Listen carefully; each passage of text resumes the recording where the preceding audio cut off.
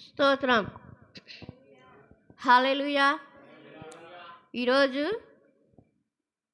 ఈ ముగ్గురు వ్యక్తులను గురించి ఇదేనా మనం నేర్చుకుందామండి. పరిశుద్ధ గ్రంథంలో నుంచి అపోస్తల కార్యాలు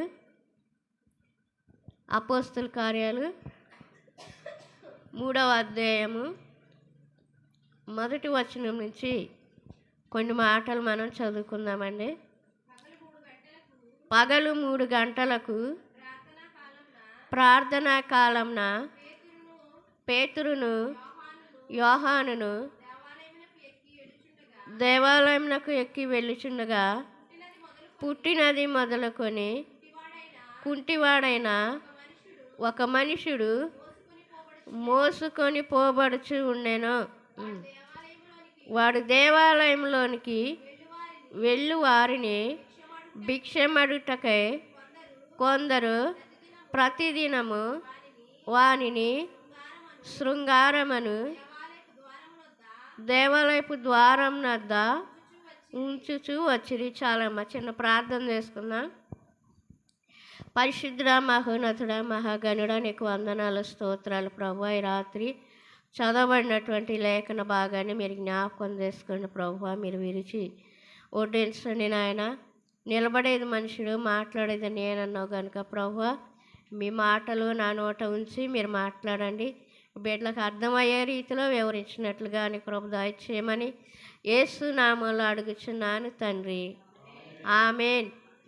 స్తోత్రం. హల్లెలూయా. ఇక్కడ శృంగారము అనే ఒక దేవాలయం ఉందండి. మన దేవాలయం పేరేంటి? ఎలీషదాయి మందిరం. మన దేవాలయానికి ఎలాగైతే ఎలీషదాయి మందిరం అని పేరుందో, బైబిల్ గ్రంథంలో శృంగారము అనబడినటువంటి ఒక దేవాలయం, ఒక మందిరం ఉందండి. ఆ మందిరంలో మరి ఆయన శిష్యులు ఇద్దరు ఉన్నారు. ఎవరెవరో? పేతురు, యోహాను అనమాట. అయితే వీళ్ళిద్దరూ రోజు కూడా దేవాలయానికి వస్తూ వెళ్తూ ఉంటే ఆ ద్వారం దగ్గరంట ఒక కుంటివాడు కూర్చొని భిక్షం అడుక్కుంటా ఉండేవాడు అంటండి. హల్లెలూయా. ప్రతిరోజు వస్తూ ఉన్నప్పుడల్లా ఈయన చూస్తూ ఉన్నారు. పేతురు, యోహాను ఈ కుంటివాడిని చూస్తూ ఉన్నారనమాట. చూస్తూ ఉంటే ఈయన ఏం చేస్తున్నాడంటే ఆ దేవాలయంలోనికి వచ్చే వాళ్ళందరినీ కూడా ఏం చేస్తున్నాడు? భిక్షం అడుక్కుంటా ఉన్నాడు. కొన్ని మందిరాల దగ్గర, పెద్ద పెద్ద మందిరాల దగ్గర గుమ్మలో బయట పక్క కూర్చొని ఉంటారండి. మీరు చూసారో లేదో కానీ పెద్ద పెద్ద మందిరాల దగ్గర అట్లా కూర్చొని లైన్ గట్టి కూర్చుంటారనమాట అందరూ. ఆ వచ్చే పోయే వాళ్ళందరికీ తలవక వాళ్ళ దగ్గర ఉన్నది ఎంతో కొంత వేసుకుంటూ వెళ్తూ ఉంటారనమాట. అయితే ఈ దేవాలయం దగ్గర ఒక కుంటివాడు కూర్చొని ఈ వచ్చే పోయే వాళ్ళందరినీ కూడా భిక్షం అడుక్కుంటా ఉన్నారు. అయితే ఒకరోజు పేతురు, యోహాన్ గారు ఏం చేశారంటే రోజు చూస్తున్నారు, ఏంటి ఈ కుంటివాడు ఇక్కడ కూర్చొని రోజు అయ్యా అయ్యా అని చెప్పేసి అందరినీ భిక్షం అడుగుతూ ఉన్నాడు. అసలు ఎందుకు ఇట్లా, అసలు ఈయనకి ఏదో ఒకటి చేస్తే బాగుంటుంది అని చెప్పి వీళ్ళు ఆలోచన చేసి పేతురు, యోహాన్ గారు లోపలికి వెళ్తూ ఉంటే ఆయన భిక్షం అడిగాడండి కుంటివాడు. హల్లెలూయా. భిక్షం అడిగితే వాళ్ళు ఏమన్నారు? వెండి బంగారము మా దగ్గర అయితే లేదు, కానీ మాకు కలిగినదే నీకు ఇస్తాము అని చెప్పేసి అన్నారండి. ఇదేంటి, వీళ్ళు చూస్తే చాలా చక్కగా మరి బ్యాగులు తగిలించుకొని చక్కగా మంచి సూటు బూట్ వేసుకొని ఉన్నారు. మా దగ్గర ఏం లేదంటారేంటి? వీళ్ళు బాగా మంచిగా ఉన్నారు కాబట్టి వీళ్ళ దగ్గర ఏదో కొంత ధనమో లేకపోతే బంగారమో వెండో దొరికిద్దని ఆ కుంటివాడు ఆశించి ఉంటాడు కదా. అయితే వాళ్ళు ఏమన్నారంటే మా దగ్గర వెండి లేదు, బంగారం కూడా లేదు. మరి ఏముంది వాళ్ళ దగ్గర అంటే, వాళ్ళ దగ్గర ఏముందంటే నజరేయుడైన యేసు నామములో లేపి నడిపించే శక్తి వాళ్ళ దగ్గర ఉందండి. హల్లెలూయా. ఏ శక్తి ఉంది? నడిపించే శక్తి. అది వాళ్ళ బలంతో కాదు చేసింది, వాళ్ళ శక్తితో అసలే చేయలే. ఎలా చేశారు అంటే దేవుని నామంలో వారు ఈ కార్యాన్ని చేశారండి. కుంటివాడిని చేయబట్టుకొని యేసు నామంలో లే అనగానే ఆయన లేచి చక్కగా నడిచి గంతులు వేయడం మొదలుపెట్టాడండి. వెంటనే అక్కడ ఆ ప్రజలందరూ చూసి ఆశ్చర్యపోయి, అదేంటి గుమ్మలో కూర్చొని చక్కగా వచ్చేపోయే వాళ్ళందరినీ అయ్యా అమ్మ అని అంటూ ఉండేవాడు, ఇదేంటి ఈయన చక్కగా లోపలికి వచ్చేసి గంతులేసి నడుస్తూ ఉన్నాడు, అసలు ఈ కుంటివాడైనా కాదా వేరేవాడు ఎవరైనా అన్నట్టుగా ఈ ప్రజలు అయోమయంలో పడిపోయి చూస్తూ ఉన్నారండి. హల్లెలూయా. అయితే ఈ విషయం వాళ్ళకి అర్థం కాల. తర్వాత చూసి ఏం చేశారంటే అడిగారు, ఎవరు స్వస్థపరిచారు, ఎవరు నిన్ను బాగు చేశారు, ఎలా నువ్వు నడవగలుగుతున్నావు అంటే, నన్ను ఎవరు స్వస్థపరిచారో కూడా నాకు తెలియదంట. హల్లెలూయా. తర్వాత తెలుసుకున్నాడు యేసు ప్రభు ఆయన్ని స్వస్థపరిచాడని. హల్లెలూయా. కాబట్టి ఆయన కుంటివారిని స్వస్థపరిచాడండి. పుట్టినది మొదలుకొని కుంటివాడంట. పుట్టినది మొదలుకొని కుంటివాళ్ళు నడుస్తారా అసలు? మామూలుగా మనం ఆలోచన చేస్తే నడవరు కదా. వాళ్ళకి ఎన్ని ఆపరేషన్లు చేసినా సరే అది సెట్ అవ్వదు. కానీ ఆయన పుట్టింది మొదలుకొని కుంటివాడయ్యాడు. అయినా సరే దేవునికి అసాధ్యమైనది ఏది కూడా లేదన్నమాట. హల్లెలూయా. అందుకని ఈ పేతురు యోహాన్లు మరి దేవుని యొక్క నామం బట్టి, ఆయన ఇచ్చిన శక్తిని బట్టి, ఆయన ఇచ్చిన జ్ఞానాన్ని బట్టి, ఆయన ఇచ్చినటువంటి గొప్ప శక్తిని బట్టి వాళ్ళు ఏం చేశారంటే కుంటివాడిని నడిపించగలిగారండి. హల్లెలూయా. అది వాళ్ళ చేతిలో ఏమీ లేదు కదా. వాళ్ళ దగ్గర ఉందా అంత శక్తి? వాళ్ళ దగ్గర లేదు. కేవలము దేవుని యొక్క శక్తి చేత మాత్రమే వాళ్ళు ఈ కార్యాన్ని చేశారన్నమాట. హల్లెలూయా. తర్వాత యోహాను సువార్త 5వ అధ్యాయంలో చూసుకుంటే కనుక అక్కడ ఒక ఆయన కనపడుతూ ఉన్నాడు మనకి. ఎవరైనా చూడండి, యోహాను సువార్త 5వ అధ్యాయము. యోహాను సువార్త 5వ అధ్యాయంలో మనకు ఒక ఆయన 38 సంవత్సరాల నుంచి అంట ఒక రోగి పడి ఉన్నాడంట. ఎక్కడ? మండపం దగ్గర కదా. 5 మండపాలు ఉన్నాయి యెరూషలేములో. బెతెస్దా అనబడినటువంటి ఒక కోనేరు ఉంది. ఆ కోనేటి దగ్గర రోగులు, కుంటివాళ్ళు, గుడ్డివాళ్ళు, ఊస కాళ్ళు చేతులు గలవారు, రకరకాల రోగులు అందరూ అక్కడ పడి ఉన్నారు. ఎందుకంటే స్వస్థత కోసం వచ్చారు వీళ్ళంతా కదా. కానీ స్వస్థత ఎలా జరుగుతుంది అంటే ఆ నీళ్లు ఎప్పుడైతే కదిలించబడతాయో, ఒక దేవదూత వచ్చి ఆ నీళ్లు కదిలించగానే వెంటనే వెళ్ళి ఆ నీళ్ళల్లో దిగాలన్నమాట. అప్పుడే వాళ్ళు ఎవరైనా సరే, ఎంత రోగి అయినా, ఏ రోగి అయినా, ఎలాంటి వాడైనా సరే స్వస్థత పొందుతాడనమాట. కానీ అక్కడ ఉన్న రోగులందరూ స్వస్థత పొందుతున్నారండి. కొన్ని వేల మంది రోగులు అక్కడ ఉన్నారు. ఏదో ఒక సమయంలో ఎవరో ఒకరు వెళ్తున్నారు, స్వస్థత పొంది బయటకు వచ్చేస్తున్నారు. కానీ 38 సంవత్సరాల నుంచి పడి ఉన్నటువంటి ఆ రోగి మాత్రం ఏం చేయట్లా? స్వస్థత పొందట్లా. అసలు లేచి ఆ కోనేటిలోకి వెళ్ళటానికి కూడా మరి ఆయన నిజంగా లెగలేడంటారా? ఎవరో సహాయం కావాలి ఆయనకి, కానీ ఆయనకు సహాయం చేసేవాళ్ళు ఎవరు కూడా లేరు. అందుకని ఆయనతో పాటు వచ్చిన ప్రతి ఒక్కరు కూడా వస్తున్నారు, స్వస్థత పొందుతున్నారు, వెళ్ళిపోతున్నారు. కానీ ఈయన మాత్రం అక్కడే ఉంటున్నాడు. ఎన్ని సంవత్సరాలు అయిపోయింది? 38 సంవత్సరాలు అయిపోయింది. మరి అంతకుముందు ఆయనకి ఎన్ని సంవత్సరాలు ఉండి ఉంటాయి అంటారు? అక్కడ ఉండటమే 38 సంవత్సరాల నుంచి ఉంటున్నాడు. మరి అంతకుముందు ఆయనకి ఎంత వయసు ఉంటుందో కదా. హల్లెలూయా. అందుకని దేవుడు ఒకరోజు యేసుక్రీస్తు ఏం చేశాడంటే, అసలు ఏంటి వచ్చి ఇన్ని సంవత్సరాలైంది, కదలట్లా మెదలట్లా, అసలు లేగటానికి కూడా ఒప్పుకోవట్లా. ఎందుకు ఈయన ఇట్లా పడి ఉంటున్నాడు, ఈయనకి ఎవరు సహాయం అన్న కావాలా, ఈయనకి సహాయం చేసేవాళ్ళు ఎవరు లేరు అనుకుంటా అని చెప్పి ఒకరోజు ఆలోచన చేసి ఆయన దగ్గరకు వచ్చి, అయ్యా నువ్వు స్వస్థత పొందాలనుకుంటున్నావా లేదా అని అడిగారండి. హల్లెలూయా. ఆయన ఏమన్నాడంటే, నేను స్వస్థత పొందాలనే కోరుకుంటున్నా కానీ నన్ను ఆ నీళ్ళలోకి దించేవాళ్ళు ఎవరు కూడా లేరయ్యా, అందుకే నేను స్వస్థత పొందలేకపోతున్నాను అని చెప్పేసి అన్నాడు అనమాట. వెంటనే దేవుడు ఏమన్నాడండి, వెంటనే లేచి నీ పరుపెత్తుకొని వెళ్ళిపో, నువ్వు ఆ నీళ్ళలో దిగాల్సిన అవసరం లేదు, నిన్నెవరో దించాల్సిన అవసరం కూడా లేదని చెప్పి దేవుడు ఏం చేశాడంటే ఒక మాట చెప్పాడు కదా.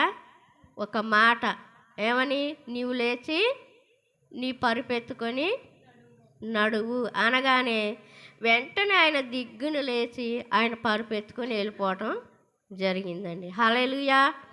ఆయన కూడా ఆయన ఎవరు స్వస్థపరిచారో ఆయనకు కూడా తెలియదండి. అడుగుతా ఉన్నారు, ఏంటి నువ్వు అక్కడ పడుకొని ఉన్నావు కదా, నిన్ను ఎవరు స్వస్థపరిచారు, ఎలా బాగుపడ్డావు నువ్వు అని చెప్తుంటే అడుగుతూ ఉంటే ఆయన ఏమన్నాడు, నన్ను ఎవరు స్వస్థపరిచారో నాకు తెలియదు అన్నాడు. హల్లెలూయా. హల్లెలూయా.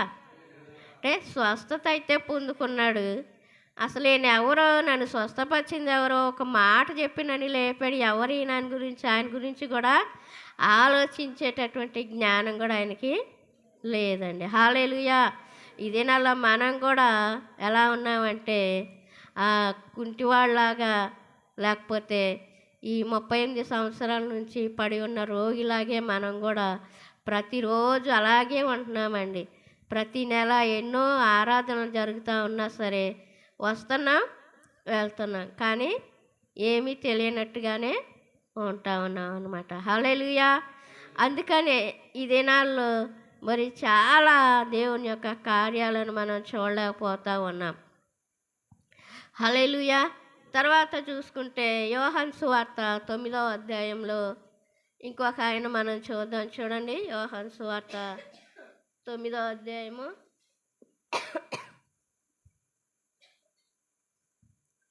యోహాను సువార్త 9వ అధ్యాయము మొదటి నుంచి చదువుదాం. ఆయన మార్గమున పోవచ్చు ఉండగా పుట్టుగుడ్డివాడైన ఒక మనుషుడు, ఆయన శిష్యులు, బోధకుడా, వీడు గుడ్డివాడై పుట్టుటకు ఎవడు పాపం చేసెను, వీడా వీని కన్నవారా అని ఆయన అడగగా, ఇక్కడ ఒక గుడ్డివాడిని మనం చూస్తూ ఉన్నాం. యేసయ్య ఆ దారిని వెళ్తూ ఉంటే, ఒక మార్గంలో వెళ్తూ ఉంటే అక్కడ ఒక గుడ్డివాడుగా అనిపించాడండి. ఈ శిష్యులు కలిసి వెళ్తూ ఉన్నారు, వీళ్ళందరూ కలిసి వెళ్తూ ఉంటే ఆ గుడ్డివాడిని చూసి శిష్యులు ఏమంటున్నారంటే యేసయ్యని ప్రశ్న వేస్తున్నారు. ఏమని, అయ్యా వీడు గుడ్డివాడుగా పుట్టాడు, ఎందుకు పుట్టాడు, అసలు ఎందుకు ఇలా పుట్టడానికి కారణం ఏంటి, ఎవరు పాపం చేశారు, తల్లిదండ్రులు పాపం చేశారా, పితరులు పాపం చేశారా, లేకపోతే ఈయనే పాపం చేశాడా, ఎందుకు ఇలా పుట్టాడు, ఎందుకు ఇలా ఉన్నాడని ఆయన శిష్యులు యేసయ్యను ప్రశ్నిస్తూ ఉంటే ఆయన ఏం చెప్పాడు తెలుసా, ఏం చెప్పాడు, వీడైనను వీని కన్నవారైనను పాపం చేయలేదు కానీ మరి ఎందుకు గుడ్డివాడుగా పుట్టాడంట, దేవుని యొక్క క్రియలు ఆయన యందు ప్రత్యక్షపరచబడటానికే గుడ్డివాడుగా పుట్టాడంటండి. హల్లెలూయా. అయితే ఈ గుడ్డివాడు ఎందుకు పుట్టాడు అంటే దేవుని యొక్క క్రియలు ఆయనలో ప్రత్యక్షపరచబడటానికి, ఆయనలో జరగడానికి. వాడు గుడ్డివాడుగా పుట్టకపోతే కనుక ఆయన క్రియలు అక్కడ జరిగేది కావన్నమాట. హల్లెలూయా. అయితే వీడు గుడ్డివాడై పుట్టాడు కనుక వీడిని స్వస్థపరచడానికి దేవుడు ఒక ప్రణాళికను కలిగి ఉన్నాడు. ఏం చేశాడంటే ఆయన ఏం చేశాడు, గుడ్డివాడు ఆయన దగ్గరికి వెళ్ళి నన్ను బాగు చేయయ్యా, నాకు చూపు వచ్చేలా చేయయ్యా అంటే ఏం చేశాడంటే నేల మీద ఉమ్మి వేసి బురద చేసి దాన్ని ఏం చేశాడు, కళ్ళ మీద పూసాడు. ఆ కన్నుల మీద పూసి ఏం చేశాడు, కడుక్కోనరా అని చెప్పి ఒక కోనేటిలోకి పంపించాడు. ఏంటా కోనేరు అంటే సిలోయామను కోనేరు. ఆ కోనేరులో దాంట్లోకి వెళ్ళి చక్కగా కళ్ళు కడుక్కొని వెంటనే ఆయనకి చూపు వచ్చేసిందండి. హల్లెలూయా. ఆయన క్రియ ఎలా జరుగుతూ ఉంది? ఆయన క్రియలు ఆయన యందు ప్రత్యక్షపరచబడియా లేదా? పరచబడింది. ఆయన ఒకవేళ గుడ్డివాడుగా పుట్టకపోతే ఆ కార్యం ఆయన చేయదగిన వాడు కాదనమాట. అందుకనే ఆ కార్యం ఆయనలో చెయ్యాలనే ఉద్దేశంతోనే దేవుడు ఆయన ఏం చేశాడు, గుడ్డివాడుగా పుట్టించాడనమాట. హల్లెలూయా.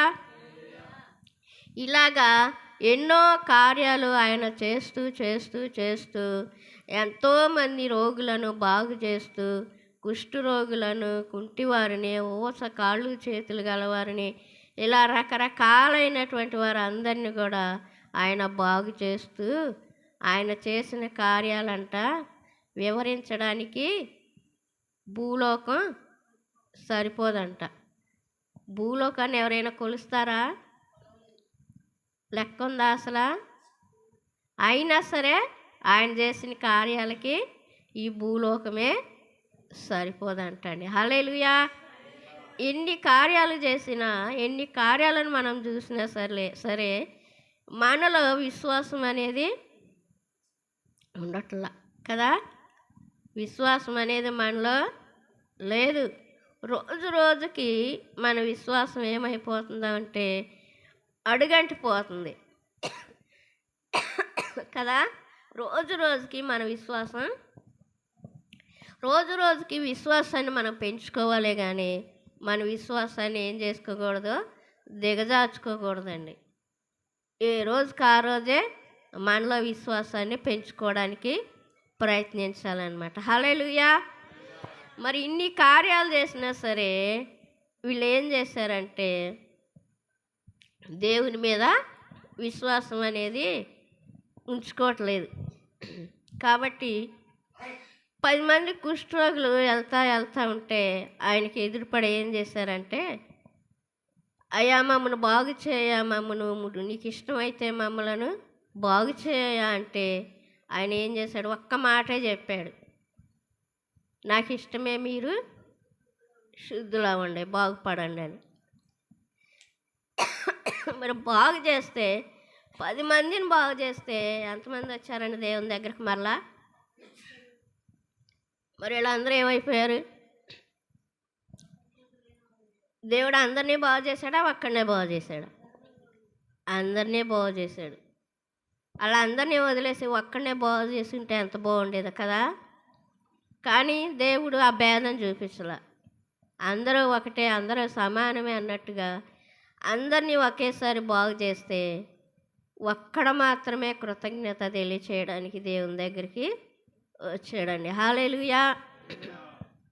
కాబట్టి మన యొక్క జీవితంలో దేవుని కార్యాలను కోరుకుంటున్నాం కానీ వాటిని పొందుకోలేకపోతున్నామండి. ఆయన కార్యాలు అయితే మనకు కావాలి, మనం మాత్రం కృతజ్ఞత మాత్రం కలిగి ఉండలేకపోతున్నాం. మరి చక్కగా దేవుడు కుంటివాడిని, మరి 38 సంవత్సరాల నుంచి ఉన్న రోగిని, తర్వాత గుడ్డివాడిని దేవుడు బాగు చేసి వారికి మరలా మంచి జీవితాన్ని ఇచ్చాడండి. హల్లెలూయా. అదే అలాగే ఉంటే దేవుడు కూడా పట్టించుకోకుండా వాళ్ళని అలాగే ఉంచితే వాళ్ళ పరిస్థితి ఎలా ఉండేదండి? చాలా దయనీయమైన స్థితిలో ఉండేవాళ్ళు. హల్లెలూయా. కానీ దేవుడు వాళ్ళని స్వస్థపరచడం ద్వారా, వాళ్ళని బాగు చేయటం ద్వారా మరలా మరి జనంలో కలిసిపోయారండి. అందరితో పాటు చక్కగా సంతోషంగా వాళ్ళ యొక్క జీవితాలను గడుపుతూ ఉన్నారు. హల్లెలూయా. అట్లా సంతోషమైనటువంటి జీవితాన్ని నీవు నేను కూడా అనుభవించాలంటే ఏం చేయాలంటే మనలో విశ్వాసాన్ని పెంచుకోవాలి. విశ్వాసాన్ని మనం ఎక్కువ చేసుకోవాలి. కృంగిపోకూడదు, విశ్వాసాన్ని దిగజార్చుకోకూడదు.